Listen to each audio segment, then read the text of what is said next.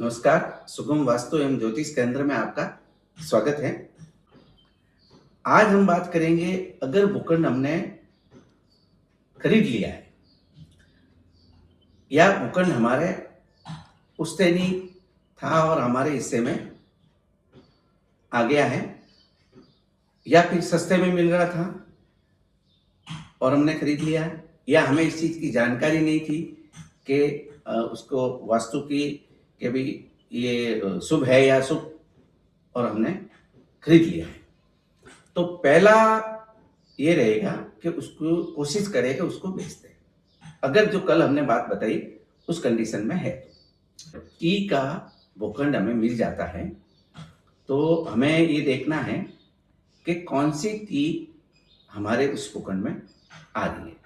South facing का plot हमने खरीद लिया है और साउथ की टी आ रही है, तो उसकी जो रेमेडी है वो भूमि पूजन के समय में भी होती है और बाद में भी, अगर भवन बना दिया है बनते समय भी प्रवेश द्वार पर होती है। और भी कई रेमेडी है जो कई तरह की, तो उसमें मैं आपको एक ही जो सरल है वो रेमेडी बताऊंगा। अगर टी का प्लॉट आपने साउथ फेसिंग की टी आ रही है तो तांबे का तार जो है, पट्टी, तार या पट्टी, वो प्रवेश द्वार होती है उसकी चौखट पर नीचे दबा दीजिए।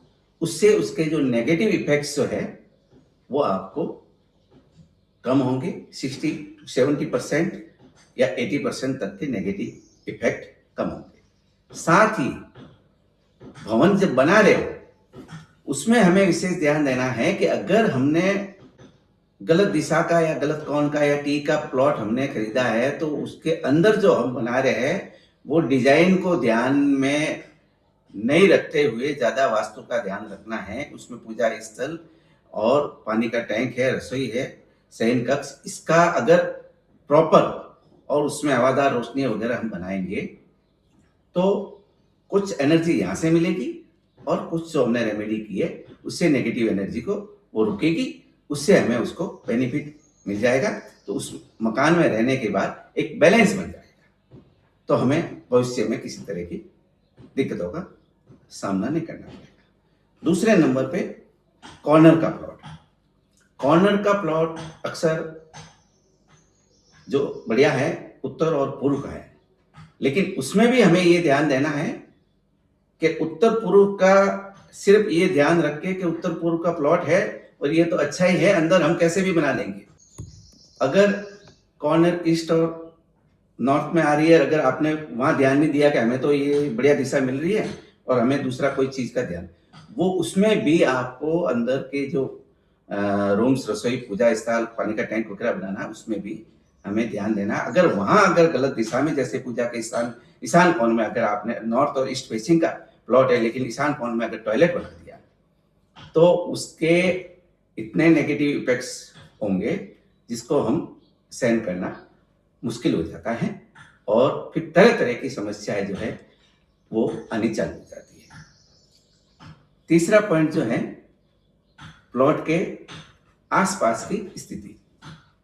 आसपास की स्थिति में अगर सामने कोई आसपास कोई बहुत पुराना मंदिर जो है, वो मंदिर बड़ा है और उसकी छाया अपने प्लॉट पर या मकान पर आ रही है, तो वैसे तो उसकी कोई रेमेडी होती नहीं है, लेकिन फिर भी हम उस प्लॉट को बनाने से पहले भूमि पूजन के समय में उसका विधिवत पूजन, हवन एवं कुछ पिरामिड्स वगैरह और स्टोन्स ऐसे डाल के उसकी जो जमीन की जो ऊर्जा है उसमें आप अगर देखें तो जैसे गौशाला की जो रेत होती है, देसी गौशाला, देसी गाय की जो है उनकी जो रेत होती है गौशाला की, जहाँ गाय घूमती है, वो भी रेत उसमें लाके डाल दे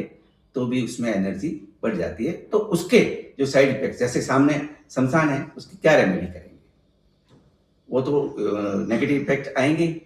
नाला है उसकी क्या रेमेडी करेंगे, लेकिन उसको कम कर सकते हैं। कम करने की जितनी भी है वो रेमेडी कम करने की है। अब पॉइंट नंबर 4 में कई बार हमें देखा है कि किसी के कोने कटे हुए होते हैं और किसी के कोने बढ़ जाते हैं। तो कोने कटने के अंदर अगर ईशान कोण जो मुख्य है, ईशान कोण वास्तु पुरुष का जो सिर है वो ईशान कोण के स्थान है। अगर वो ईशान कोण कटा हुआ है तो उसकी कोई रेमेडी नहीं है। उसमें यही किया जाता है, वहां जाके हम देखते हैं कि क्या उसका किया जाए। वो जमीन हमें, अगर जो ईशान कोण कटा हुआ है इसका मतलब उसके नॉर्थ में और ईस्ट में जमीन है, तो उस जमीन को छोड़ने के अलावा हमारे पास कोई उपाय नहीं है, तभी हमारा ईशान कोण बढ़ पाए। और ऐसे मैंने मेरे वास्तु विजिट में कई जगह किए हैं, लेकिन उनका ईशान कोण कटा हुआ था। नॉर्थ का हिस्सा जो उनके रोड साइड था तो हमने उसको काट के अलग ही कर दिया। तो कोने जो कटे हुए उसका आगे, अगर बढ़ा हुआ कोना है तो उसमें आप बनाते वक्त तांबे का टार डाल सकते हैं। जैसे बना रहे हो स्क्वायर करो, किसी भी साइड का है, कटे हुए उसके तो वहां जाके कंडीशन देखी पड़ी है, अगर कटा हुआ है तो उसको कैसे एडजस्ट करें। लेकिन अगर बढ़ा हुआ है तो तांबे का तार डाल सकते हैं, या फिर उस जगह को छोड़कर खाली आप स्क्वायर कर सकते हैं। जगह, अगर कई बार ऐसी स्थिति आती है कि जो जगह हम बड़ी हुई है वो बहुत ज्यादा है और ज्यादा जगह अगर छोड़ के इसको स्क्वायर करी जाए तो फिर हमारे पास मकान बनाने के लिए कोई स्पेस नहीं रहता।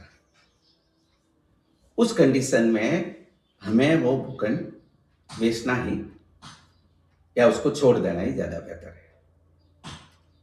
अब मुख्य पॉइंट जो था नंबर 5,